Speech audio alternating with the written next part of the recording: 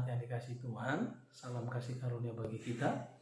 Kali ini saya akan membagikan seri pengajaran firman Tuhan, bagaimana menjadi gereja yang siap menerima kekayaan kemuliaan yang akan dinyatakan Kristus melalui hidup kita.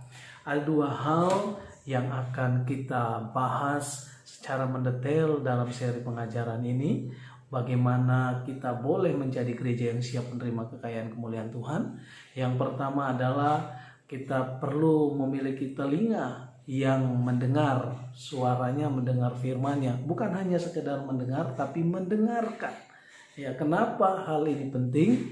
Nanti kita akan bahas lebih dalam lagi. Dan yang kedua adalah dalam seri pengajaran ini yang paling penting yang akan kita bangun, yaitu kita menjadi gereja yang terlibat dalam pekerjaan pelayanan pembangunan tubuh Kristus.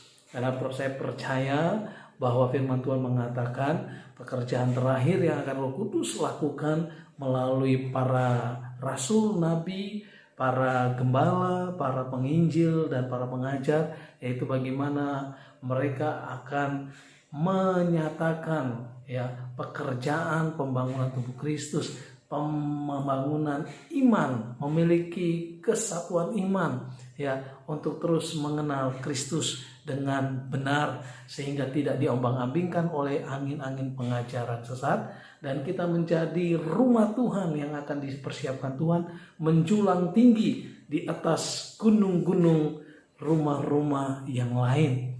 Itu sebabnya kita akan mempersiapkan diri kita sungguh-sungguh, Bapak Ibu, karena saya percaya apa yang Tuhan katakan melalui firman-Nya di dalam Roma pasal 9 ayat 22 sampai 24 ini menjadi dasar dari seri pembelajaran firman Tuhan kita ini. Tuhan berkata, jadi kalau untuk menunjukkan murka-Nya dan menyatakan kuasa-Nya, Allah menaruh kesabaran yang besar terhadap benda-benda kemurkaan-Nya yang telah disiapkan untuk kebinasaan, justru untuk menyatakan kekayaan kemuliaan-Nya atas benda-benda belas kasihan-Nya yang telah dipersiapkannya untuk kemuliaan, yaitu kita yang telah dipanggil-Nya bukan dari antara orang Yahudi, tetapi juga dari antara bangsa-bangsa lain. Di dalam Roma pasal 9 ayat 22, Tuhan berkata bahwa Dia begitu bersabar untuk menyatakan murka yang akan dialami oleh benda-benda kemurkaan-Nya ketika Yesus datang kedua kali. Kita percaya bahwa ini dimaksudkan pada peristiwa bagaimana Yesus nanti datang kedua kali.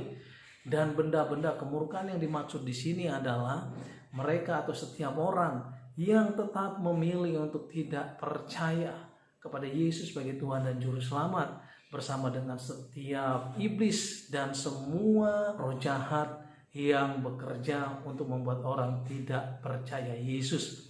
Nah, untuk menyatakan murka-Nya ini, Tuhan berkata Dia memiliki kesabaran yang besar.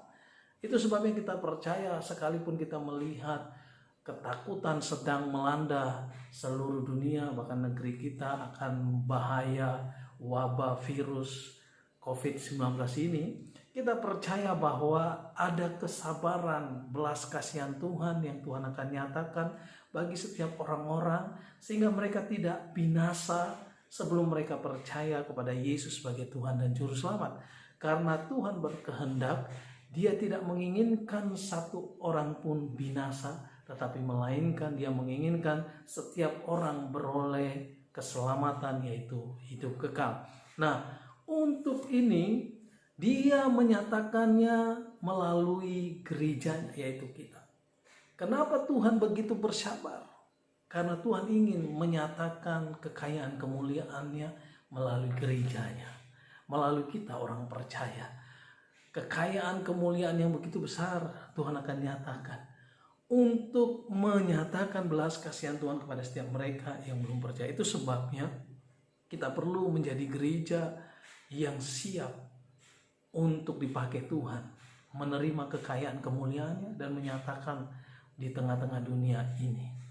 Bapak Ibu Saudara yang dikasihi Tuhan, Dua hal tadi yang saya katakan itu adalah hal yang sangat fondasional untuk kita bangun, untuk kita memiliki kekayaan kemuliaan yang begitu besar yang Tuhan akan nyatakan melalui hidup kita.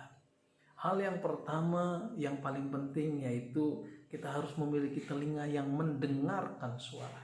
Ini bukan hanya sekedar tahu firman, mendengar firman, tetapi ini adalah sesuatu yang menjadi roh dan kehidupan dalam hidup kita. Firman itu bukan hanya sebatas informasi, pengetahuan kita, tetapi firman itu menjadi sebuah perkataan yang dikatakan Yesus secara personal bagi kita di dalam hati kita, di mana Yesus berkata bahwa perkataan-perkataan yang kukatakan kepadamu adalah roh dan kehidupan. Nah, oleh karena firman itu yang kita dengarkan dengan sungguh-sungguh, kita berjalan menurut tuntunan firman itu, kita tidak berjalan menurut apa kata dunia, apa kata orang, apa kata situasi, tapi tuntunan firman Tuhan secara personal yang menjadi roh dan kehidupan, itulah yang menggerakkan kita, membuat kita melakukan apapun yang firman itu katakan untuk kita lakukan. Nah, kalau kita memiliki telinga yang mendengar seperti ini, maka Tuhan akan menyatakan kekayaan kemuliaannya. Kenapa hal ini penting? Sebab Alkitab mencatat bagaimana ketika orang Israel ada dalam perbudakan Mesir, sekalipun Tuhan telah memperlihatkan kepada mereka kemuliaannya dengan menghancurkan setiap berhala-berhala Mesir melalui tulah, 10 tulah. Dengan mata orang Israel melihatnya. Bahkan Tuhan, mereka mendengar sendiri dengan telinga mereka apa yang telah Tuhan lakukan untuk membebaskan mereka dari Mesir, membawa mereka bisa beribadah, yang pada akhirnya mereka akan menerima warisan mereka, yaitu tanah perjanjian Kanaan. Sekalipun Tuhan telah membebaskan mereka dari tanah Mesir dengan 10 tulah, dengan kemuliaan yang dahsyat yang dia lakukan. Bahkan setiap hari orang Israel melihat tuntunan Tuhan melalui tiang awan dan tiang api. Tetapi tetap Alkitab berkata mereka adalah bangsa yang tegak tengkuk. Mereka tidak mendengarkan sungguh-sungguh. Sehingga ketika mereka keluar dari Mesir, tetap mereka akhirnya semua sebagian besar mati di padang gurun. Hanya 2 orang yang masuk ke tanah perjanjian, Yosua dan Kaleb. Itu sebabnya penting sekali sebagai orang-orang Kristen, orang percaya yang sudah diselamatkan oleh karena karya salib Kristus, kita bukan hanya puas dengan keselamatan yang karena iman, tetapi kita mulai belajar membangun diri kita untuk memiliki telinga yang peka, mendengarkan firman-Nya, sehingga hidup kita itu didrive oleh firman Tuhan. Hidup kita hidup hanya oleh apa kata firman Tuhan, bukan apa kata situasi, bukan apa kata keadaan, bukan karena fakta, tapi karena firman Tuhan yang menjadi hidup dan kehidupan kita. Ini bukan hal yang sangat sulit bagi kita, karena sesungguhnya mendengarkan firman Tuhan itu bukan lagi soalan tentang apakah Tuhan bicara atau tidak bicara pada kita. Setiap hari Tuhan berbicara kepada kita. Tidak ada lagi penghalang bagi kita untuk mendengar firman Tuhan, mendengar suaranya. Karena Tuhan bukan tidak berbicara kepada kita, Dia berbicara kepada kita. Tapi persoalan terbesarnya hari-hari ini adalah kita gerejanya kurang peka mendengarkan firman-Nya, mendengarkan suaranya. Kenapa kita kurang peka? Karena kita kurang familiar dengan suara Tuhan, yaitu firman-Nya. Kenapa kita kurang familiar dengan suara Tuhan, firman-Nya? Karena kita begitu sangat familiar dengan suara yang lain. Apa itu? Bisa jadi itu adalah kenyataan hidup. Bisa jadi itu fakta-fakta. Bisa jadi itu adalah situasi kondisi dunia. Bisa jadi juga itu adalah pengetahuan-pengetahuan baik dan jahat yang dunia masukkan dalam pikiran kita. Itu sebabnya ini sebuah hal yang perlu dilatih, Bapak Ibu. Ini bukan sesuatu yang otomatis. Nah, kita akan belajar detail hal ini sepanjang 1 bulan ini. Bagaimana kita bisa memiliki telinga yang mendengar firman-Nya sehingga kita siap menerima kekayaan kemuliaan. Nah, yang kedua yang perlu kita bangun yaitu setelah kita menjadi orang yang telah peka mendengarkan firman-Nya, kita hidup hanya karena firman Tuhan, maka Tuhan akan menuntun kita menjadi gereja yang terlibat aktif dalam pekerjaan pelayanan pembangunan tubuh Kristus. Setiap orang percaya dia adalah tubuh Kristus. Karena Alkitab berkata bahwa tubuhmu adalah bait Allah, tempat tinggal Roh Kudus. Nah, tubuh Kristus ini perlu dibangun. Kenapa perlu dibangun?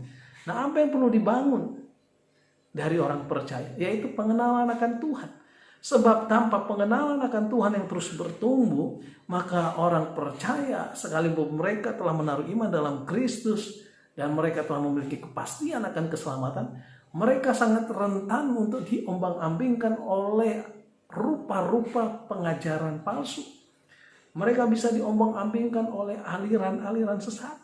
Mereka bisa dilencengkan dari kebenaran-kebenaran esensial dari Kristus dan karyanya. Itu sebabnya kita akan dipersiapkan Tuhan menjadi gereja yang siap untuk membangun tubuh Kristus. Sehingga di akhir zaman ini Tuhan akan memiliki rumahnya.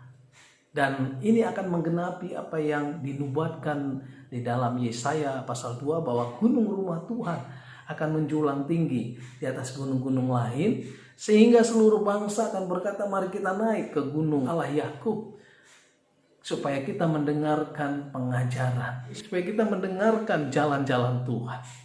Nah, mari Bapak Ibu, kita akan terus mengikuti pembelajaran ini dengan serius, detail per detail, sehingga kita memiliki suatu fondasi yang kuat, di mana hidup kita terus dibangun di atas dasar kebenaran firman Tuhan. Tuhan Yesus memberkati.